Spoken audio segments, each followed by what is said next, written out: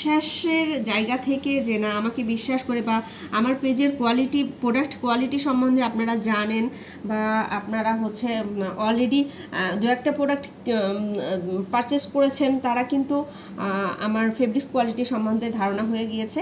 তো তাদেরকে আর নতুন করে বলার কিছু নেই।